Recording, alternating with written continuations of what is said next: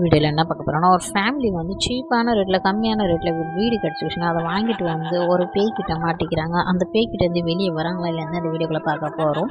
வாங்க வீடியோக்குள்ளே போகலாம். Welcome to Swarna mystery. இப்போ நம்ம இந்த வீடியோவில் என்ன பார்க்க போகிறோன்னா, ஒரு ஃபேமிலி புதுசாக வீடு வாங்கிட்டு வந்து கம்மி ரேட்டில் கிடைக்குதுன்னு அந்த வீடை வாங்கிட்டு வராங்க. வாங்கிட்டு வரப்போ 3 பேர் மட்டும்தான் உள்ளார போகிறாங்க.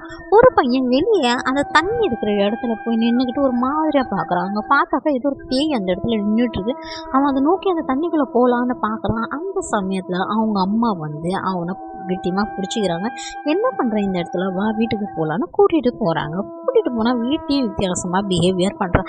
அன்றைக்கி ராத்திரி நைட்டில் அவங்க அப்பா வேலையெல்லாம் முடிச்சுட்டு வீட்டுக்கு லேட்டாக வராங்க. குடிச்சிட்டு வரப்போ பார்த்தாக்க ஷாக்கு, திடீர்னு அதிர்ச்சி ஆகிட்டாங்க. பார்த்தாக்கா அந்த ஏணி படிக்கிட்ட ஏதோ ஒரு பேய் வந்து விகார முகத்தை வச்சுட்டு இருக்கிற மாதிரி இருக்கும். அதுக்கப்புறம் அவங்க கூட என்ன நினச்சின்னு காட்டின ஒரு பொண்ணு வந்து தூங்கிட்டு கிடக்குது. தூங்கிட்டு இருக்கிறப்ப அதுக்கு ஒரு வித்தியாசமான சத்தம்லாம் கேட்குது. அந்த சத்தத்தை நோக்கி அது அந்த ஒரு ஃபர்தரை நோக்கி பார்க்குது. அப்போ ஒரு விகாரமான முகம் வந்து அந்த பொண்ணை பயமுறுத்தினோடனே பார்த்தா அந்த பொண்ணு தூக்கத்தில் தான் இருக்குது. ஏன்னா அந்த தூக்கத்தில் இருக்கிறப்ப அந்த பேயை அதை ப்ராசஸ் பண்ணிடுச்சு. ப்ராசஸ் பண்ணதுக்கப்புறம் அந்த பொண்ணு வந்து ஏஞ்சி நின்னதுக்கப்புறம் அது கூட என்ன நினச்சுன்னு தெரில.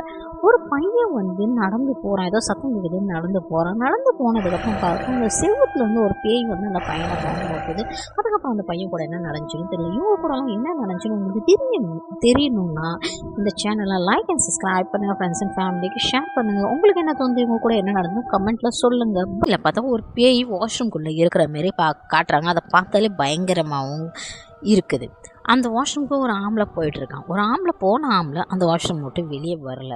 அதுக்கப்புறம் அந்த வாஷ்ரூமுக்கு யாரெல்லாம் போகிறாங்களோ எல்லாருமே காணாமல் போகிறாங்க நைட் டைமில்.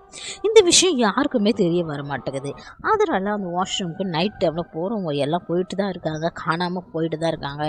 இந்த விஷயம் வெளியே சர்ச் ஆகுதுக்கு இந்தமாரி யாருமே காணாமல் போகிறாங்களே அப்படின்னு தெரிய வருது. ஆனால் இந்த வாஷ்ரூம் வழியில் தான் காணாமல் போகிறாங்கன்னு யாருக்குமே தெரிய மாட்டேங்குது.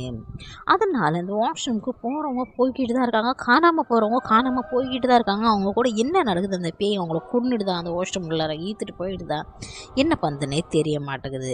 நிறையா பேர் காணாமல் போகிறாங்க. ஒரு நாள் ஒரு பொண்ணு ஒரு குழந்தையோட வாஷ்ரூமுக்கு போச்சு. போன பொண்ணு வெளியே வரல. அப்போது அந்த பையன் நின்று பார்த்துட்டு கத்த ஆரம்பிச்சிட்டா, எங்கள் அம்மாவை காணும் உள்ளார போனாங்கன்னு எல்லாருமே வந்து நிற்க ஆரம்பித்தாங்க. என்னாச்சு ஏதாச்சுன்னு கேட்டதுக்கப்புறம் அந்த வாஷ்ரூம் உள்ள ஒரு பொண்ணு உள்ளார போச்சு. போன பொண்ணு வெளியே வரவே இல்லை.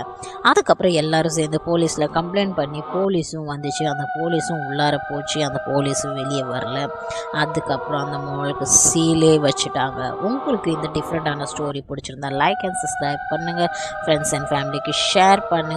until then take care, bye bye.